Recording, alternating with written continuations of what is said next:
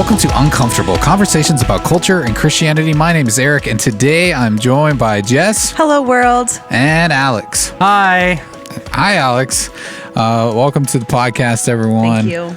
It's an exciting time here on episode 101. I think he was talking to our listeners, not you, Jess. But No, I was talking to you guys. Oh, okay. I was talking Thank to you you. guys. I thought all of them. Us and the listeners? Everyone. Okay.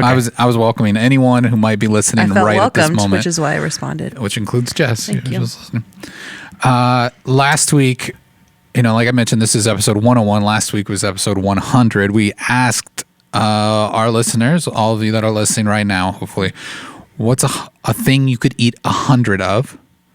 And you responded. We got a lot of responses. Yeah, Christina, Sour Patch Kids, and that was a thought of mine, but then I'm like, man, my mouth is going to be so raw after that. But it'll be worth it. So Christina, thank you for answering that. People loved your popcorn, Jess. You even I were had defending some yourself defenders. in the chat. I did. And to clarify that, I don't think we were saying it was a bad choice. It just didn't seem like a challenging choice, Yeah. which I thought I this was didn't more realize of a... that density was part of for a eating CrossFit something. aficionado like you. I thought it was like, what could you eat 100 of? And it's like actually kind of a challenge. Like it's not, that's what I thought we were going for. So when you said popcorn, I'm like, sure, that's good, but it's easy. Ben, also with the candy theme, 100 Rolos. He gave us two answers. He also said the wasabi almonds, and those are really good. I could sing my Rolo song, but I won't. Thank you for not Okay. singing that song. And our buddy Andrew said he could eat bags and bags of cinnamon bears. That's awesome. I love cinnamon bears. I read that comment and was craving cinnamon bears Yes, forever, and I was I trying to love- find them. And you got to go to a truck stop to get They're so cinnamon good. bears. I can't find cinnamon bears anywhere. It's ironic. Everyone that Because answered I don't think loved that they're candy. actually called cinnamon bears. Well, I'll find you some. They I have them mean- at Target. I was okay. I was full disclosure. I was in a Walmart looking for cinnamon bears. I could not find them. Oh, wow. Also, shout out to Andrew, though. Yeah, he came through. I got did. over 100 olives, green olives. He You brought found those on Alex Sunday. a jar I of haven't green eaten them yet. olives. I mean, brought me a because bag it of feels a little popcorn. bit like a holy grail moment when I'm gonna save those for a special day. Yeah. Yeah. So he brought you a big jar of green olives. Yeah, some Slim Jims to snap into. Jess, you got some. I got a big bag of popcorn. What'd you get, Eric? I got 2 cans of Febreze. Yeah. So That goes it's- back a couple episodes when we were talking about your car, I think, and air fresheners. Yeah. So my office smells great. Because that was his favorite episode. He mentioned was the podcast with Eric and the air freshener. So Well, thank you, Andrew, for all those gifts. It was That was great. fun. And also, your wife came up to me after she heard this episode and said that she's pointing at Alex, by the way. Yeah, Alex, not- I'm talking to Alex. So Aaron came up to me and said that yours should have been shrimp. She did correct me on that too. But Did she say that to you too? Yeah. That's the thing about banter. You like, don't "Could have been always. shrimp." You're not like thinking. You're in the moment. 100%. You said pot stickers, and you're like, maybe not, maybe, you know. So I think I just wanted to try to eat 100 Yeah. of them and see what would happen. I'd like to see you both try. but officially, everyone voted, and it's better than popcorn. So let's move on. Good times. In honor of our guest on this episode, a question I have for you is, what's your favorite VeggieTales song? Favorite VeggieTales song? Easy. Okay. I can probably sing every word, but I will save Easy everyone. E was not one of the VeggieTales. Easy is little Junior Asparagus singing "God is bigger than the boogeyman." Aw. My kids had a little stuffed animal of Junior, and you squeezed it and it would sing that. It was always so sweet when they were little. They liked it, but So good. now they're all grown up and tough. Yeah, I think mine is "Where's My Hairbrush." So that's probably the one. Besides the theme song, the theme song obviously gets stuck classic. in your head. Broccoli, celery, gotta be VeggieTales. We but- are the pirates who don't do anything. That's the one that always comes to mind. I don't know why. I think I was working in a Christian bookstore at peak VeggieTale season, and that video would play on repeat in the kids section a lot. So I think that's why that one's always. Yeah, maybe we can get Phil a thank you for working in that industry and selling so many of his DVDs over the years. Yeah, I really contributed a lot to that. So You're welcome, Phil. yeah. So thanks everybody for sending us your answers to that question. If you want to answer your favorite VeggieTales song, let us know. We'd love to see that. Because I'm sure we missed a bunch of them. That does it for this. Up next, we've got headlines. Our first headline comes from KETV.com. It says Rhino escapes enclosure at Omaha's Henry Dorley Zoo and Aquarium. Visitors shelter in place. That's like not just a headline; it's like the entire story. Yeah, they told you the whole thing. Visitors of Omaha. That's what happened. Visitors of Omaha's Henry Dorley Zoo and Aquarium had to shelter in place Tuesday after a rhino got out of its enclosure. Jontu, an Indian male rhino, got outside of its main enclosure.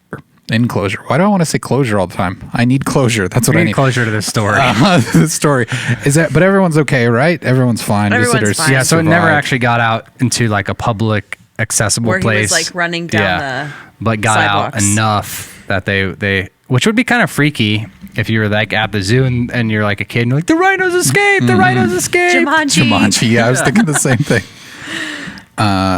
But all is well. He is back in his habitat. No one else has to go shelter in the aquarium. Ooh, that would be so nerve-wracking just because that animal is huge and they're so powerful.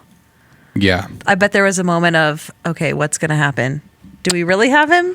Do we really have him Do they have enclosed? like cowboys at the ready with their lassos? I think so. This guy that did the reporting kind of looks like Like could be- I kinda don't looks think they like- lassoed him. Oh, okay. he looks like he could be a cowboy. Dave Cassidy, hello. Oh, wow. Even the name. Yeah. They did wrangle the escaped rhino. They wrangled him. But Doesn't that mean to I think so. lasso I think- them? I think that could include I it. feel like the reporting needs to be more specific here. Now yeah. we're just filling in all If this we were going to context. debate wrangling, I think that could definitely include it. I'm going to look it up now. Right. Yeah. Wrangle.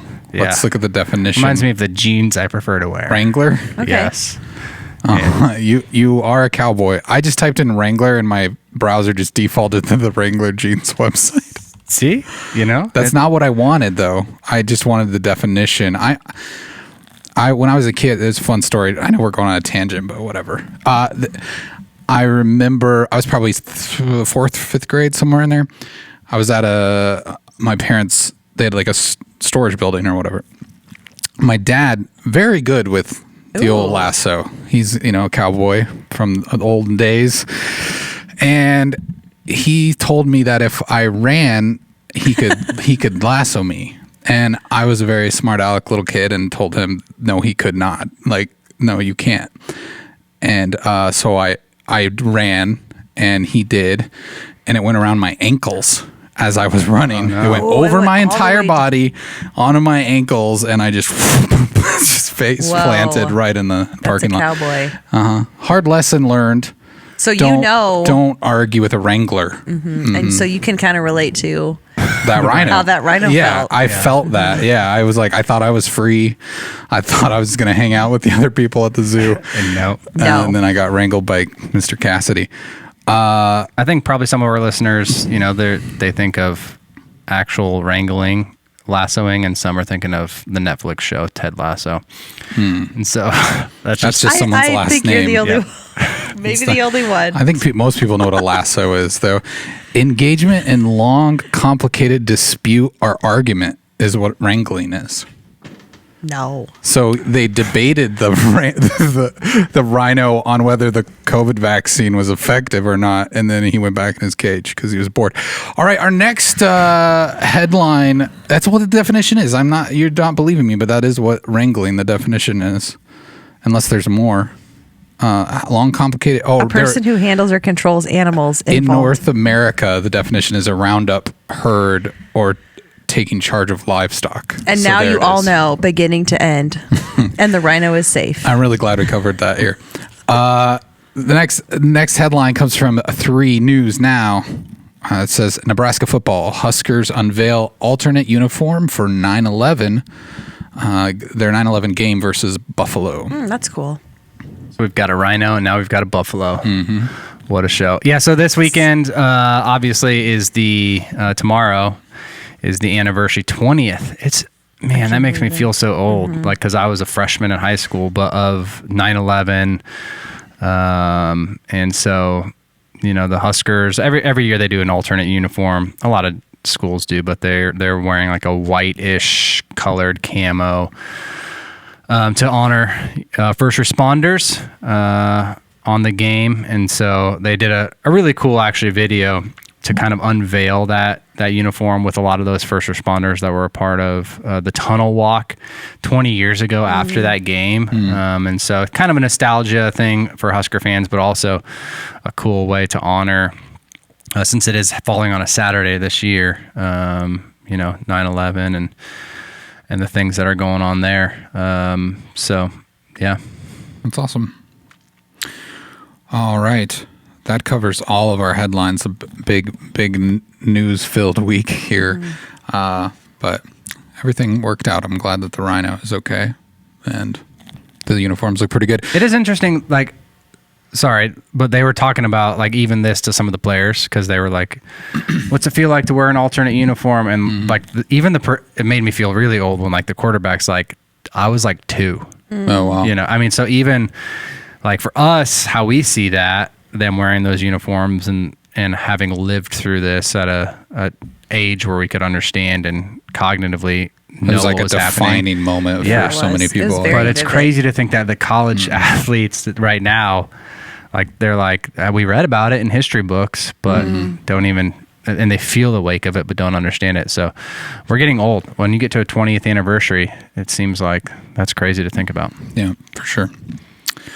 All right. Up next, we get to have a conversation with the one and only Phil Vischer.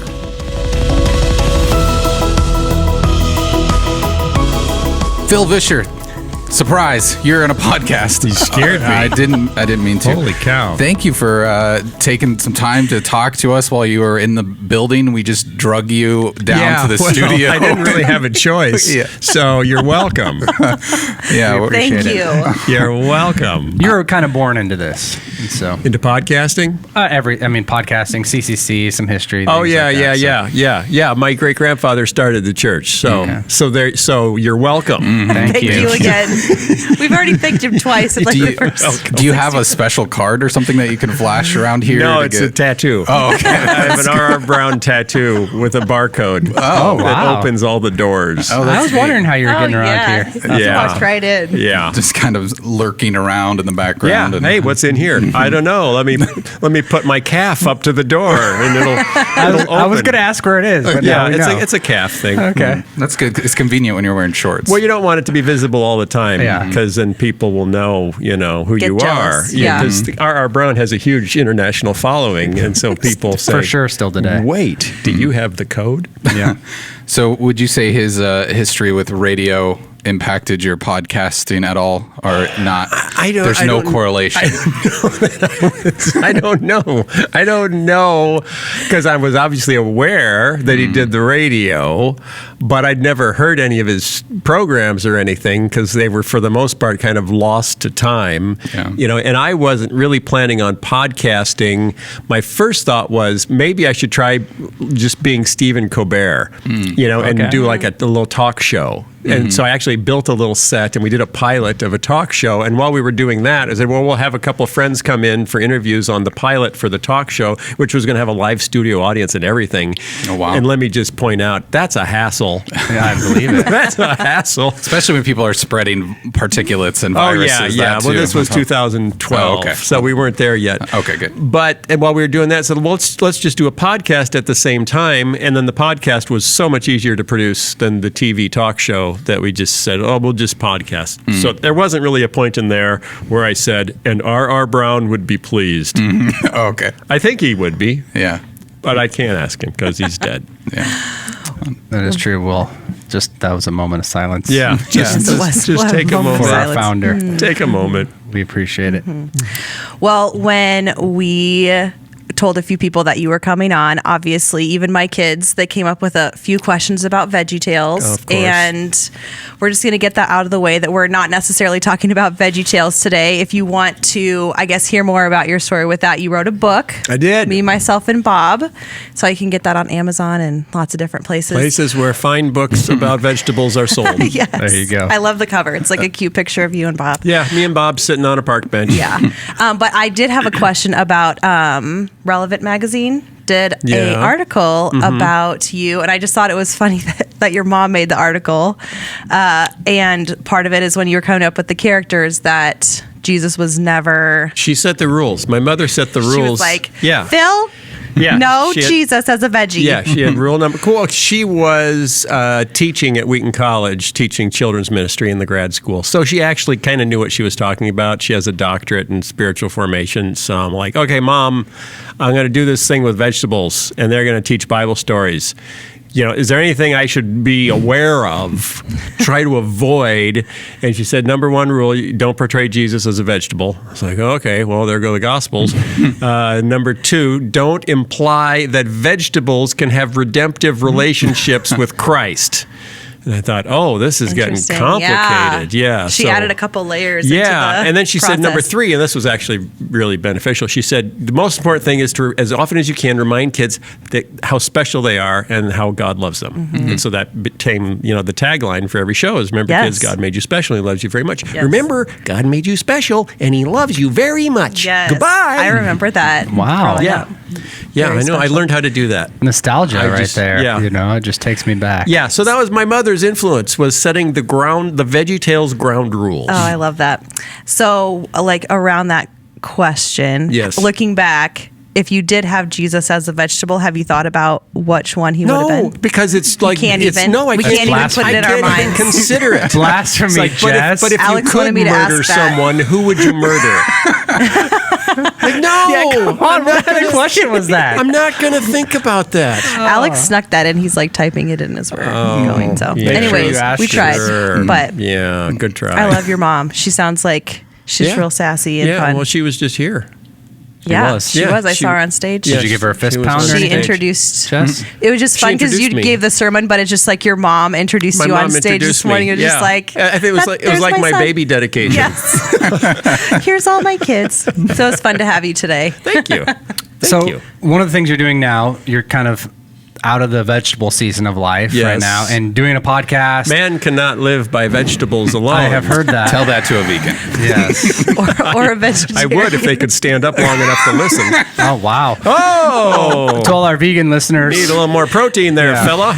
Lost your leg strength. we actually have a sponsorship by by a vegan. Alex No, is we vegan. don't. I'm not. Are you also. okay? I'm doing okay. I'm doing Can I okay. get you some nuts? No, I'm good. So, the Holy Post podcast is one of Yes. your projects right now. You Yes. do that with Sky. Sky's come Chitani. out and he's hung out here. Oh yeah, couple he's times. preached here a lot. Yeah, one time actually, I think it was when I was interning here, and he came and did like a video curriculum for us. Oh. And I was the guy that literally was in the room for like 6 hours pushing record as Sky talked to the Oh. camera, but I had to make sure that we got all those Yeah, files. that And so sounds really fun. Sky and I, we have he has no clue who I am, Close but I relationship. listened You to know him who preach he to a is. camera for like 6 straight hours. And so Wow. feel real close. Anyway, I don't want to be in either of those roles. Yeah. I don't want to do any of that. So you've had obviously an opportunity to interview, I mean, probably from just VeggieTales and doing the podcast, just meet tons of different people, Christians, non-Christians, all that kind of stuff. How would you say the podcast specifically, because we're kind of like startup podcasts. Yeah, How would you're you say doing it. it's impacted your faith or just impacted you in that arena over the years? I like to think about things. I'm a thinking wired person more than a feeling wired person. And I often feel closest to God when I'm learning something new, when something's being revealed, to my mind, as opposed to, I was on a mountain and I had an experience and, it's like, no, I was like reading something. I was like, oh, that's amazing. Yeah. I feel closer to God. That's just the way I'm wired. So the podcast has been really helpful because we get to interact with so many people, and also because I need to devote time to, just following things and studying things and keeping up on things. And so when someone comes out with a new book, we check it out. And then if it sounds interesting, then we talk to them and we learn, and we get to know, Old Testament historians like John Walton, or, New Testament people like N.T. Wright. And you get to know all these really smart people and actually ask them your questions and get inspired by their answers. So it's been really beneficial for a intellectually oriented person, to have so many different people kind of sparking your curiosity about your faith. How about the frustrations? So I think that's the none whatsoever. None? Okay. with the frustrations. Well, we tend to sometimes push people's buttons, not intentionally necessarily, but Sky is very curious and inquisitive, and so am I. And so one of the things that we do a lot is kind of test our preconceived notions, because we all grow up kind of swimming in a cultural stew.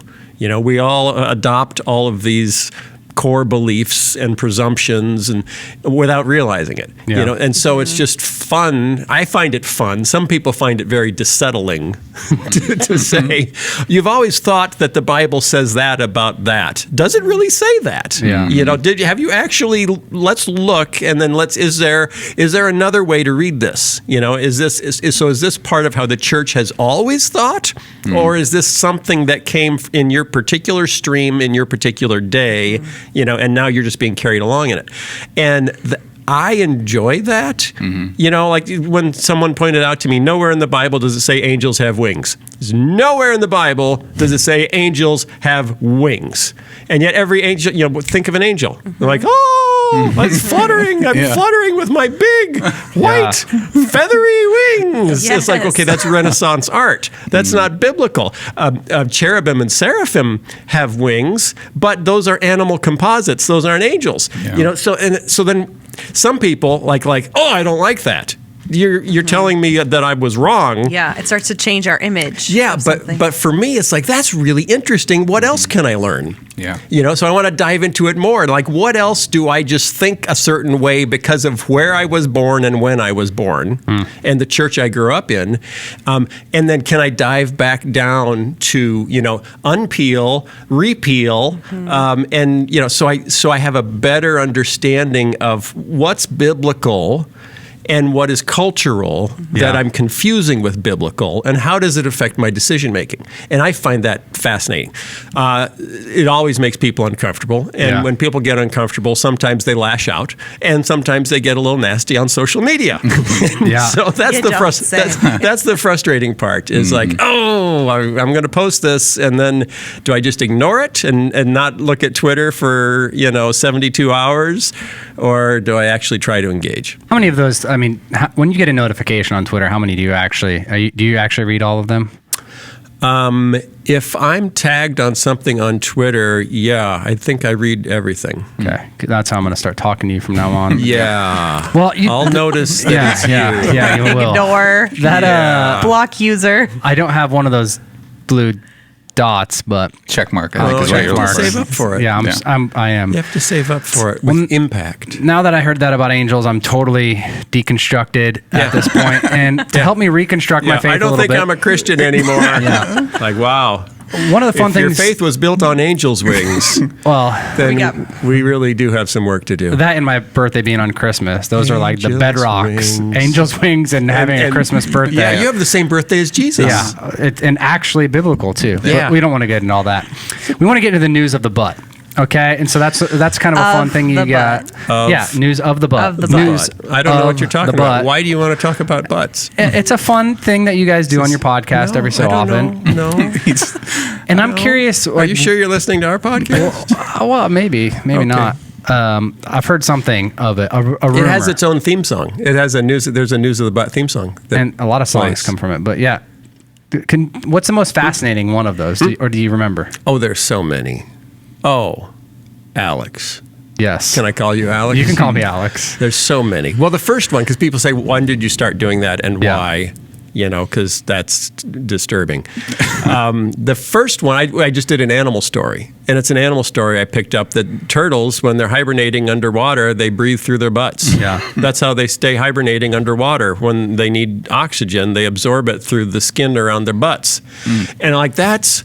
For me, That's I never knew. That's really cool. Yeah. So I did that story. You know, did you know how turtles breathe when they're underwater, hibernating? Through their butts. That's awesome. And then I just ended it kind of as a lark by saying, this has been the news of the butt. That's how it started. Okay. And then, you know, people said, oh, you're gross. But then like 2 weeks later, suddenly, look, there's another butt story. Look, do you know that what's there's an Australian animal that poops in cubes? What? Yeah. I forget what it is. It's a little like marsupial little thing in Australia. And wombats. Wombats have cubic poop. So now I got to talk about that. Yes. And people need to know those things. Yes, and I got to, and then things happen. Like a guy went to visit Gettysburg National Cemetery in Battleground, and he was in a porta potty, and a tree fell over on top of the porta potty, and they had to get him out with the jaws of life. Oh, wow. Yeah, from a porta potty at Gettysburg. See, that qualifies as news of the butt because it's a porta potty. So then once you start looking, and then once you do it 4 or 5 times, now all your listeners start looking for more news of the butt to send you, and suddenly you're inundated with butt news. I love it. Inundated. I love it. Yeah. Inundated. And inundated. I do have to let you know that was a question by one of. So we have a guy named Brian. I'm gonna give his name. We have a guy named Brian, and he attends church here. One guy named Brian that attends church here, but he has listened to every single one of the Holy Post podcast. That's a lot. It is true. 472. Yeah. Plus. We've done 100. This is our 101st episode, so he's listening to all of ours too. What did you do for the 100th? Did you have a big party in the parking lot? We did kind of like bouncy house. You were describing your great grandfather's 1000th episode, and it was kind of like that. Self-congratulatory people sending us things, telling us, and it was Alex, literally, you are so great. Congratulations, and the other two that I don't remember your their wife. names. Yeah. So my kids that's mostly why I had 4 children, so they could all write me just for our 100th episode. Yeah. Father, we burst with pride at your longevity. Yeah, so thank you so much for that. But Brian, he's like, you need to ask that question because he listens to all of them. So thanks for answering. It's important to let the truth be told. Brian's heart's going to melt. It started with turtles. Thank you. That's good to know. They breathe through their butts. So this past year and a half has been crazy. That's an understatement, I know. You posted some videos on race that went viral. Yeah, and that's the thing that happened. Yeah, and you got a lot of attention from that. And what are some of the trends you noticed with that? Are there between the different types of people that engaged with that, whether it was evangelicals or just people who had very staunch political leanings? What I don't know that any people have strong political leanings. Okay. Yeah, that's in America. Not anymore, anyways. That's not a thing. We solved that. Yeah. So back in 2017, we did an episode on racial justice. Because my brother had just taught a class at the Okoboji Lakes Bible and Missionary Conference started by R.R. Brown, my great-grandfather in Iowa. What a guy. Incredible. And my brother is the dean of the St. Thomas Law School in Minneapolis, and right near, at that time, the Philando Castile shooting. And there were protests there. And so he said, I'm going to do a class on racial justice at Okoboji, and we'll see how that goes. It's mostly white farmers that come to the Bible conference. We'll see how that goes. And I learned so much from his class. He dove into books like The New Jim Crow and The Color of Money, or The Color of Law. Color of Money is the Paul Newman book. The Color of Law, and some other ones on racial history. And I just hadn't heard any of that stuff before. So I came back and said, can you take your slides and turn it into a podcast episode, which ended up being like our most downloaded podcast episode up to that point. So then we got to 2020 and we hit George Floyd. Again, Minneapolis, protesting, we need racial justice. But now my whole extended family is kind of connected on Facebook, and they're, almost all professing Christians, but they're all over the spectrum politically. So I'm watching the chatter on Facebook in light of the George Floyd protests, and there's some, like, okay, well, that's a good point, but that's a video that's completely wrong. Like, you're posting something that's completely historically inaccurate and kind of offensive to African Americans. Please don't do that. And so I started pointing people to that podcast episode, but it was 90 minutes long, and it takes a long time to listen. And if you listen through the news of the butt, and you'll probably be lost right there, and you'll stop listening. So I said, okay, I need to make this more shareable. What can I do? And so I turned it into a 17-minute video. I pressed it all down and then distilled it into a 17-minute video, me talking on camera with graphics. And I thought, okay, this will be an easier way for people to get this information. And I posted that. And, I think the podcast episode at that point had been listened to 40,000 times or something.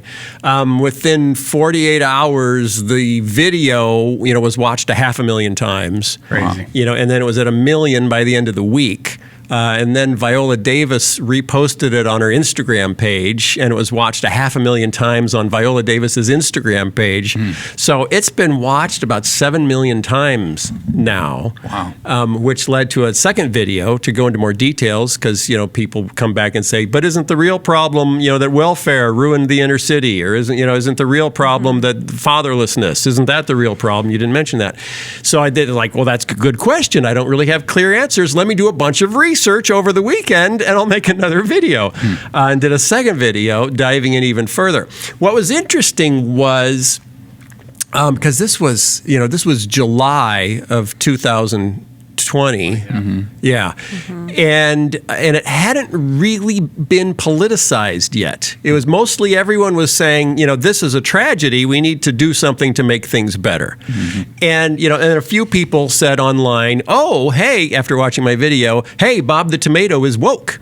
And it was clear they meant it as a compliment. It was like, oh, I guess so. I'm aware of racial injustice. So that's a good thing. Thank you.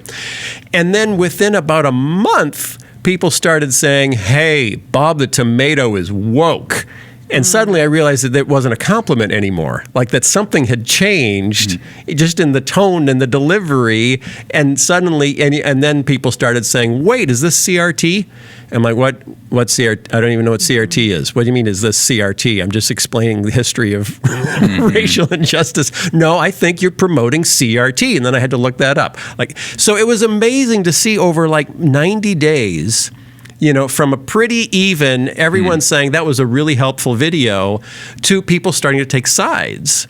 And said, which camp are you in? If you're in this camp, you can't agree with him. Because we've been told, this is critical race theory, or he thinks all white people are evil and oppressors, and they start saying things that I'd never said in the video. It's like, where in the video did I, saying you're promoting systemic racism. It's like, I never used that phrase in the video. You're promoting white privilege. Never said that in the video. So it was interesting to see how battle lines were drawn. And it was organized not around theology, or even around, your experience in life. It was organized around your political allegiance and whether you consider yourself conservative or liberal. So very quickly people said, oh, I think Phil is liberal because he's talking about racial justice. And that's what liberal people do. And liberal people are our enemy. So that means, therefore, vis-a-vis, Phil is now our enemy. So suddenly it's like we need to cancel Phil. He's on a list of Christian leaders that should be canceled. I end up on a list with Beth Moore and Russell Moore and Tim Keller that need to be canceled because we talked about racial justice.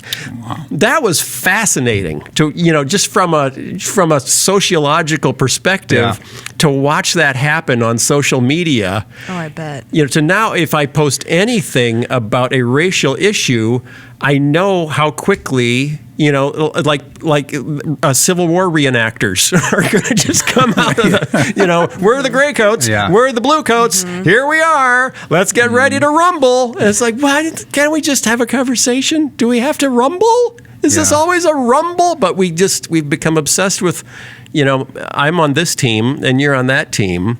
And we've decided that, and same thing, okay, masks. Oh, no, my team doesn't like masks, so we don't wear masks. Like, why did this become a team sport? When did every issue become a team sport? 2020. Yeah. It's going to be fascinating to look back, a decade from now. Just it is profound, and you've got very conservative pastors like John Piper who came out and said, you know what, I don't support Donald Trump, and now he's on a list of liberals. It's like, well, what did he say that was liberal? Well, he said he didn't support Donald Trump. I don't think that's the definition of liberal. So it's a very curious time to be alive. And be a Christian. And I'm glad we've at least had you on 101. It sounds like we'll probably be canceled before 102 for just having you on the show. So it was fun while it lasted, guys. Well, and I think even for some of the topics that we've covered, like in the past few months, we did a series on sexuality. We had some pretty intense, conversations. Won't ruffle any feathers, whatsoever. But one of the things is, it seems like the American church is always very quick. There's at least a split where they are quick to just call someone woke. That's just that's just the easy term. What do you think makes that split? Is it solely political? Is it just like, okay, here's my checklist of things that if they say this, then I'm going to put them in the woke box? Or is it? Do you think it goes deeper than that into like insecurities and just their own culture? Well, it's probably different for different people. It is. Politics has become like a zero-sum game. Where if you yield a yard, then they're gaining a yard, and now they're going to win the game. And the game is the future of America. So we've painted it all kind of in apocalyptic terms. All of America is at stake. And if the other team, and if you're a liberal, it's because, look what they're doing in Texas with the abortion laws. They're going to ruin America. And if you're conservative, it's, look what they're doing in Portland with defunding the police. They're going to ruin America. But because we've painted it, rather than just saying, I have a slightly different perspective on that, and maybe if we sat down and talked, we could meet somewhere in the middle. No, you can't meet in the middle with Satan. So if you've decided that the other team is Satan and is working for Satan, there is no opportunity, to compromise. Unfortunately, compromise is kind of the bedrock of democracy. So where we find ourselves quite often is, I cannot support a free democratic process if it means that they will gain ground because they're going to ruin America, and that happens on both sides. But we've lost the ability to say, and particularly for Christians, because our primary allegiance is not to a political party. Or whether you're libertarian or conservative or you're a democratic socialist or whatever you are, that's not your primary identity. Your primary identity is a Christ follower who looks at the world through a biblical lens. So what we try to do on the podcast, and this makes everybody unhappy, is refuse kind of the bucket where if you're progressive, you believe all of these things. If you're conservative, you believe all of these things, and instead take each thing out of the bucket individually and hold it up against a biblical worldview. And say, refugees. I'm pretty sure the Bible says we should be welcoming to refugees. Abortion. I'm pretty sure the Bible tells me we should favor life, over death. So wait a minute, but these two issues are now in two different buckets. How did that happen? Let's ignore the buckets and just promote, the issue, a biblical view of the issue. And that's kind of such a brain twist, for the way we've wired our culture, partly through cable news, that you never get both sides of the story because you're either watching MSNBC or you're watching Fox News. You're not watching both. And I'm encouraging people to just stop watching cable news and instead scan headlines from 10 or 20 different publications, which is how I get my news, because you see, okay, Fox News said this about that story, MSNBC said this about that story. I'm just scanning the headlines. I'm not letting one voice fill my head, and basically disciple me about how to view the world for 4 or 5 hours a day. And even the things that you just said, those are all issues that have come up in the past year that we're talking about now, or even in the past month or week. And it's just incredible to me how fast things are changing. Like we don't often have a hard time coming up with topics to talk about each week because there's just so much that's changing. And I feel like there's so much that people are expecting the church to respond to, and it changes so quickly because of, like you said, the news. I think social media has really accelerated that. Yep. But what are things that you're starting to see change in the American church that maybe weren't necessarily the case in our last generation? Oh boy, we were not nearly as politically motivated, And I did a video. Which video was it? I don't even remember. But if you go back, 50, 60 years, people did not first and foremost self-identify as conservative or liberal. Right. You may have had a party say I'm a Republican or I'm a Democrat, but both of those parties had conservative and liberal wings. Yeah. And it wasn't until the late 70s through the 90s that everything sorted out. It's been called the big sort. Whereas it's not just, now if you're conservative, you have to be a Republican. If you're liberal, you have to be a Democrat. But you should also reconsider where you live. Because you don't really want to live around people, that have completely different values. So you need to live. So the country has sorted, into red and blue, regardless of your faith. So your faith doesn't unify you anymore. That's really tough for pastors. There are pastors that have been fired for talking about racial justice in the last year. Been fired for promoting masks, in the last year. And that's a level of politicization that we haven't seen before. You saw some of that in the Southern Church, in the 1840s and 1850s when there was an abolitionist movement rising in the North, and the Southern Church was looking for, here's how our theology says that we're in the right. But it was driven more by politics than by actual theology. But we're seeing a whole lot of that today. Here's why the Bible says, you have to be in favor of single-payer health care, or you can't be in favor of single-payer health care. You have to be in favor of raising taxes to help the poor, or you can't be in favor of raising taxes to help the poor. And rather than letting the Bible speak, we bring our politics to the Bible, and then we look for confirmation. And if there's anything history tells us, you can always scrounge up confirmation by taking a verse, taking it out of context, putting it together with another verse that has a completely different context, and say, oh, look, I just proved that, there shouldn't be licenses for gun registration from the Bible. It's right there. Yeah. First Smith and Wesleyan. Or I remember the gal that just talked about elections. She was using the Timothy verse on election to talk about why we need to have fair elections inside of that was trending on Twitter. So you guys talk a lot, I think, about just churches imploding, and maybe could even get a bad name in churches for hey, we've really built a culture of big mega churches and things like that, and we're sitting in one right now, so we can't shy away from that reality. Be careful. And I think there's a lot of people that see, hey, I'm a product of this culture. Yep.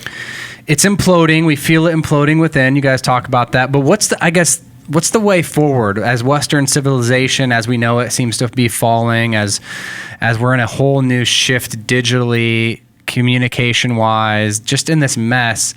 What's the way forward for people that find themselves like us in a church where we're like, I don't agree with all of the functions of how we got here, but God's doing incredible things here. Yeah. And I'm not going quite as crazy as the rise and fall of Mars Hill. God's doing incredible things, and we're going to abuse people. But how do we continue to reconcile that and find hope in where we're at and get to what God's called us to do as a local church in reaching people? And this happens with big parachurch ministries too, where you've got this legacy institution, and you say, okay, this has great assets. Our mailing lists, the people that we can talk to every week. We've got a budget, that we can marshal, and those are all good things. Having access to budget is really valuable.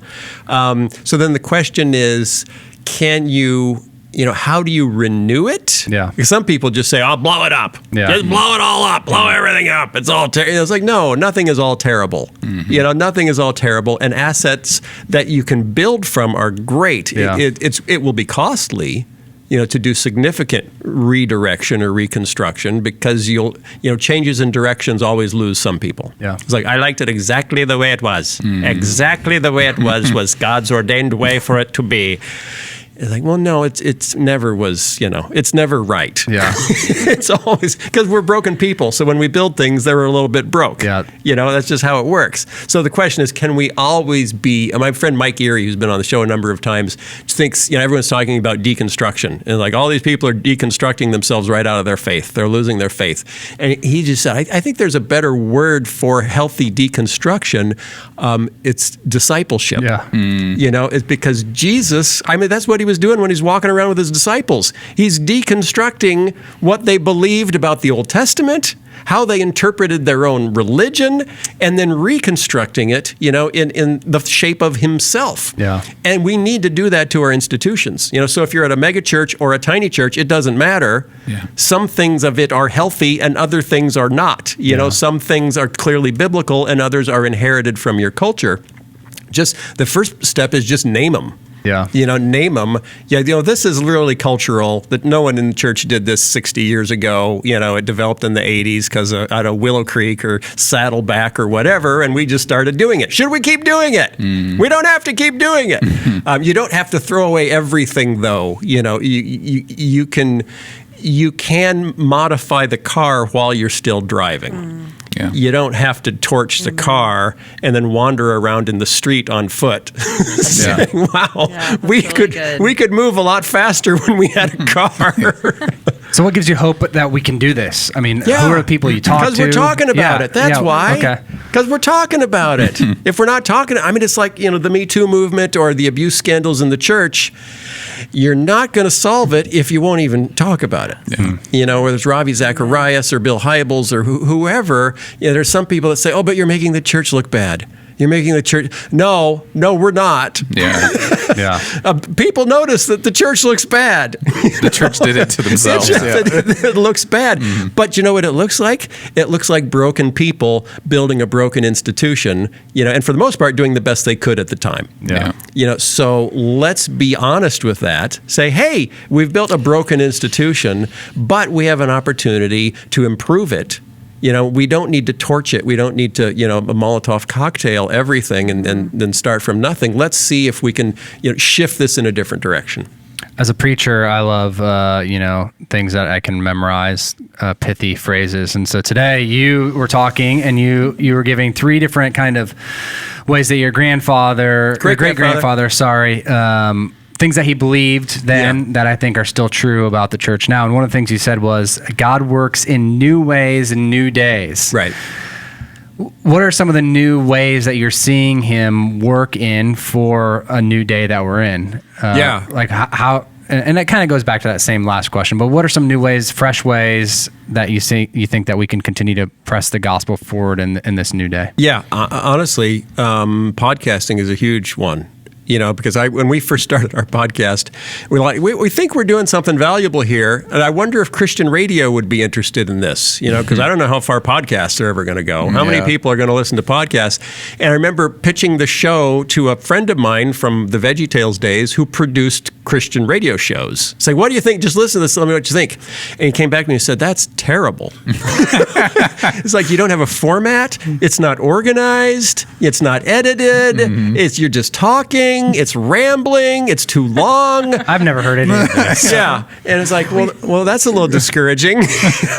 But God can use new ways and new days. So over time, that was 7 or 8 years ago. Over time, it's like the audience just keeps growing. But the audience just keeps growing. And more people, are launching really thoughtful podcasts, whether it's Tim Mackey and the Bible Project podcast, Mike Erie and Voxology podcast, some very thought-provoking ones that I don't always agree with. Pete Enns, in the Bible for Normal People. There's a bunch of them, and I hear yours is fantastic. I keep hearing people talk about it at Chick-fil-A in Chicago. See, Alex thinks it's his podcast. Yeah, this is ours. Yours. That was plural. Yours.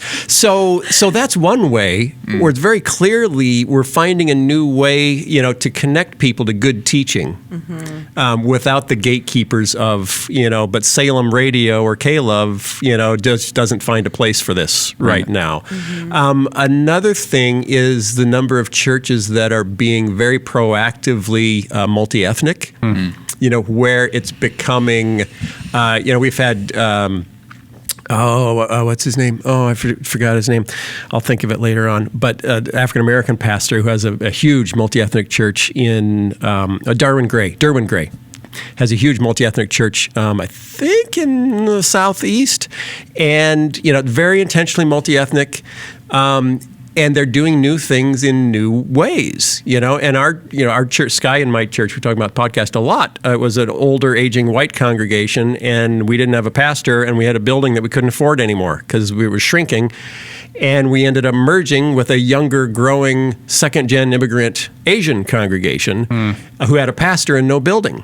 So now we have an Asian congregation and a white congregation that have been put together, and now have a Korean pastor, and a Korean youth pastor, and a Filipino worship pastor, and then some of the rest of the staff is white from the old church. But we had 500 people when we put it together 5 years ago, and today there's 1,000. Wow. So it's doubled in size just by and we get all of these college kids that come because they want to worship somewhere that looks like the world they're growing up in.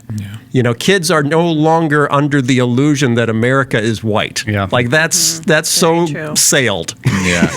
Unless you live in a small town in Idaho or somewhere, you're no longer in the illusion. Even in there, probably half your neighbors are Latino. So we're no longer under the illusion that America is white.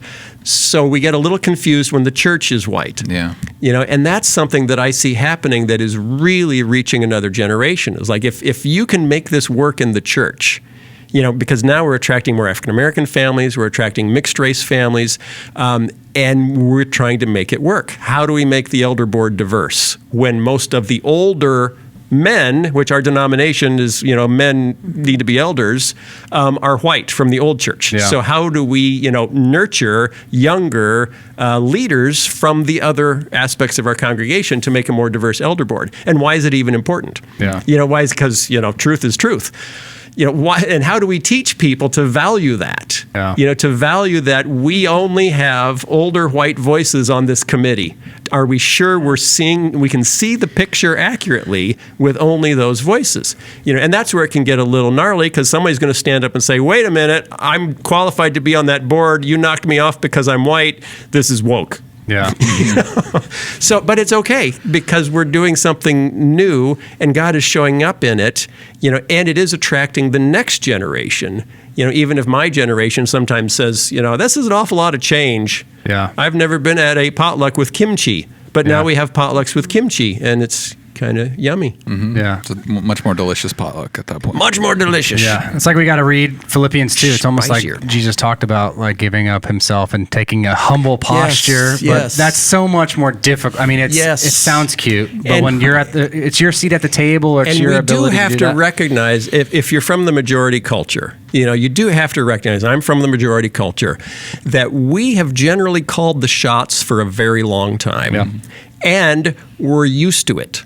And they say most multi-ethnic mergers fail because the ethnic community just kind of fizzles out, because basically the white people take over all the key positions, because we're used to it. Well, we know how to run youth groups, so we'll do that. And we know how to do worship. I mean, you guys didn't even have a budget for a worship band, so we'll do and it fails. So when we were going to merge, I had to go speak to the Asian, I was an elder at the time. They sent me to speak to the Asian congregation to try to say, how would this work? And one of the things I said that I found out later really impacted people is I said, if we're going to do this, if we're going to do a multi-ethnic congregation, both communities need to bend, but the majority community needs to bend further. We have to, and no, you might say, well, that's not fair. Like, no, we've been making everyone bend to us for a very long time. I think it's biblical. If you have more power, give up more. And that is what gives me hope for the church. Good. Is that when people voluntarily give up power or give up privilege, to let more marginalized communities in Christ grab the wheel. Here, take the wheel. You program the church. The world looks at that and says, now that's unusual. Yeah. That's a different kind of community that I haven't seen in a church before. We say, yeah, that's kind of what God has in mind. If you read Revelation, it's, every tongue, tribe, and nation around the throne of God is we're all in this together. That's why someone pointed out, I think it was Derwin Gray, pointed out that when Paul plants churches, when he went to a community, he didn't say, here's the community for the Jews and here's the community for the Gentiles. You'll grow faster, it'll go better if you have homogeneous communities. Yeah. In fact, he was accommodationist in almost every other way. He said, when I'm among the Greeks, I act like a Greek. When I'm among the Jews, I act like a Jew. But when it came to this, should we have different communities for different ethnicities? He said, absolutely not. Get along. This is the witness of the church to the world, that you guys can get along inside this community where outside no one expects you to. I think that, for this generation, that's what gets people's attention and says, maybe there's something to this. It's good. Yeah. It's good. As we start to wrap things up here, we've been talking a lot at this church anyways about legacy as we continue to tell people and remind them that we're 100 years old. Yes. Did I mention I'm 100 years old? It's quite the accomplishment. Still sprightly. What's in the theme of legacy? Yes. Past the Holy Post, VeggieTales. What's Phil Vischer's legacy? What do you think is the takeaway? Do you have a hope for that? I don't think I'm terribly interested. Not really interested. No. I'll let other people. You let someone else write that. I don't think self-legacizing is a great practice. Hopefully, I don't think that's we a can word, get some old. They can play the podcast and it'll sound really old timey in 100 years. Yes. It'll just sound that way. It's To the news future. of the bottom, kids. I do have a question, just as someone who, we don't have the reach that you do or anything like that, but one of the difficulties is we know people are listening. We don't always hear from them, right? So thousands, or we're not have thousands, a couple hundred are listening. You'll hear from them when you say something wrong. Yeah. But how do you start to know and continue to follow the conviction that, hey, this is something God's called us to, and that we're winning, and not winning. Maybe winning is not the word I'm looking for, but winning. But that we're accomplishing our goal. What we feel like God, bearing fruit. There you go. It is, at some level, you need to hear from people. Yeah. Because if you do this for 5 years and you realize no one is listening, it's like, it might be a better use of this time. Yeah. My mom's just buying plays, on some random thing. So there is, you need at least a little bit of feedback, but there's also just the core question, are you enjoying it? Yeah. Is it bringing you joy? And we forget that sometimes, that it's like, well, no, ministry isn't supposed to be fun. We're at war. We're at war for Jesus. And that was kind of the attitude of my grandparents, their generation, because they were in a war. World War II was where they, kind of cut their teeth. It's like, this might kill you, but it's for Jesus. Yeah. And you forget, well, wait a minute. Let's go over the fruit of the Spirit again. Peace, joy. Is like the second is joy. So are you enjoying it? Yeah. And that's that's probably the only reason I'm still podcasting, is because it brings me joy. And that sounds selfish, but when I'm using my gifts in a meaningful way, it should bring me joy. And that's what podcasting has become for me, which is why 9 years later, I've almost done that as long as I did VeggieTales now. I've almost done the Holy Post podcast as long as I did VeggieTales, which I never thought it would have gone that long. But every week, something happens in the news, and I think, I can't wait to talk about this on the podcast. This is fascinating. Yeah. And if you have that, keep doing it. And if it's in line with your gifting, people will notice. Good. That's helpful. And if it's neither fun nor memorable, pick up the guitar. Don't ask him to do that. Don't ask him. I will. It won't be very good. We've had him do karaoke before. It's really? It's not bad. good. It's been Okay. bad. Yeah. but funny. Kathy Tricoli shouted out to him on Twitter, though. Yeah. Out of Really? Pity. Out of pity. Yeah. Well, that's something. Go light your candle. All right. I think she said I lit her world or you something go like up that. so many more octaves. Yeah, yeah. than- Something. You'll figure All it right. out. Well, this isn't about me anymore, Yeah, so okay, thank well, you. Wrong Phil. I want to Yeah. hear more about the octave thing. yeah, I'm sure. Phil, thank you for taking out this time of your welcome. day to have this welcome. conversation with us. It's been really good. This is episode 101. 101. Like Dalmatians? Yes, That's exciting. I think we'll just title Spot it it. that. Should we skin a puppy and to commemorate the 101st? Yeah. If there wasn't a Episode? child in the room, No. maybe. Cruella He episode didn't here. even notice. Yeah. He's busy covering things. All right. Well, Remember that, folks. That was Phil said skin a puppy. That was on this podcast. You're already double canceled. Send so- your letters to Christ Community Church, Yeah. Yeah, that's right. care of Alex. Attention, Alex. Yes. He knows. He knows. Yeah, he's used to getting all those. Yeah. I just lost my job, so this is fun. Yay! You want to come fill a spot? Yeah. Down with mega churches. Kill a puppy. Oh, no. Lord, forgive us of our daily sins. Amen. Well, yeah, that's the way you wrap up a podcast. We had a professional Totally. now teach us how to do that, Yes. so that's good. Yes. Say punchy things. Yeah. Got it. Thanks everybody for listening. Really appreciate that. If you want to get in contact with us, you can. You can send us a message on social media at CCC Omaha, or you can send us an email to podcast@cccomaha.org. We'd love to hear from you. Until next time, we'll talk to you then. Bye.